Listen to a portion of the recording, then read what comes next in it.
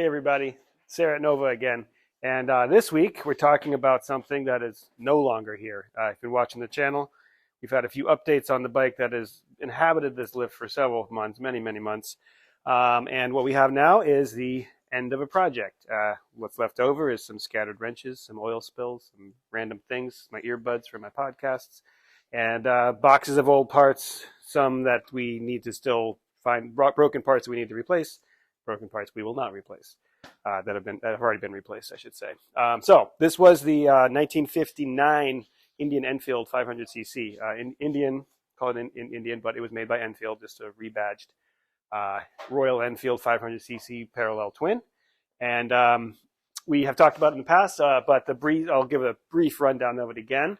It came to us. It had been in storage for many, we're talking decades. It had a seized motor, and somebody had just inherited it from a family member.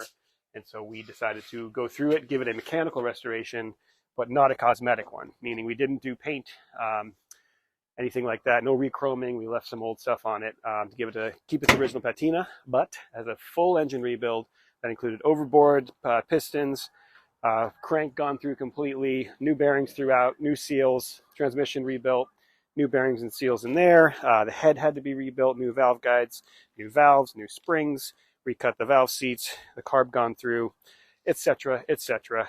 Chassis-wise, it was actually relatively simple.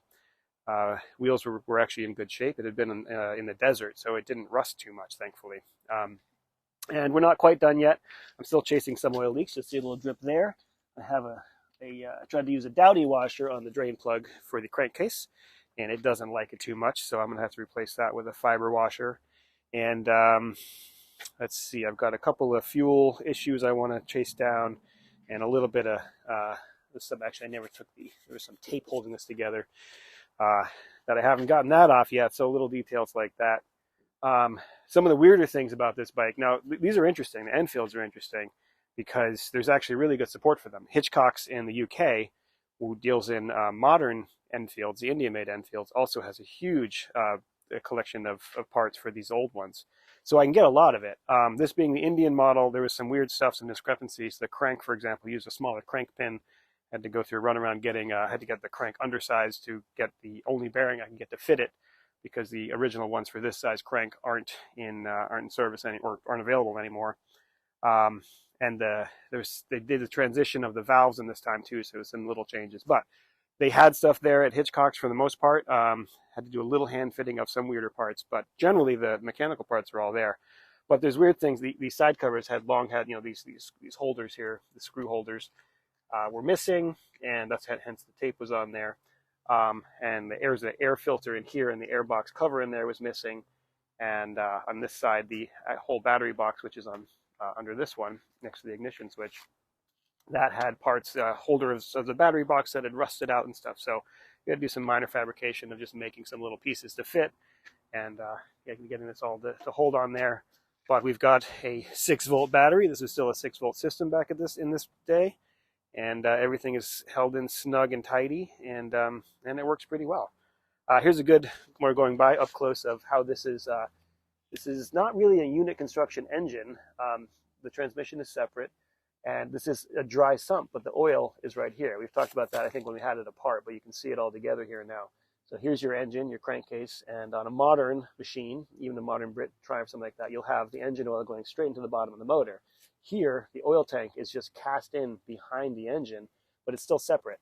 So it's held separately. It gets pumped through the main bearings and then pumped through up to the top end, scavenged back out, pumped back out into the tank. So just like an older Harley or an older Triumph, PSA, Norton, etc., the oil would be typically held up here.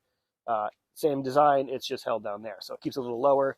No oil lines to leak. It's all internal, which is cool. And then your transmission bolted onto the back here. So it's separate, but it bolts to the whole thing. So you can remove this whole thing as a unit, and actually you have to remove the whole thing as a unit. But kind of a cool design. Yeah, if you look close, you'll see a couple things I have notes on that I still have to fix. I haven't put a breather on the engine over here. Missing a nut that holds the main, where the horn is mounted to, the engine mounting bolt there. So a couple of little things, but very little last things at this point, and it's cool. it's actually a relatively easy starter. Now that I say that, it probably won't start for me. But what's interesting about it is it's pretty easy to kick. It's a 500cc, which is not huge pistons. It's not a terribly long stroke, so they turn pretty quickly. It's got a heavy enough flywheel that it actually takes a lot of your energy and turns and keeps it going, so you don't have to kick it terribly hard. And these are low compression pistons in it too, so we're running about 7. I think it's about 7.5 to 1. Might even be 7 to 1. Pretty low. And that was typical of the time of a normal, utilitarian machine. Gas wasn't great, so you can run probably, 80 octane in this, and it would be just fine because it's such low compression. But they didn't get into hot rod, higher compressions. Higher compression motors would be put on hot rod bikes, and even back then, 8.5 and 9 to 1 was considered high compression a lot of times, which is a starting point for most modern machines. So low compression, very simple. That kind of thing makes it it should last a long time. The main bearings on this thing are ridiculously huge. So it's pretty much an overbuilt motor for a 500. So hopefully this owner will get a lot of miles out of it and a lot of use. So let's see if we can't fire it up now that we talked about it, and see what it sounds like. Oh, the other thing is this has this sport pipe on it. Kind of cool. 2-into-1 with a reverse cone megaphone. Doesn't fit the utilitarian nature of the bike in the slightest, but it's pretty cool.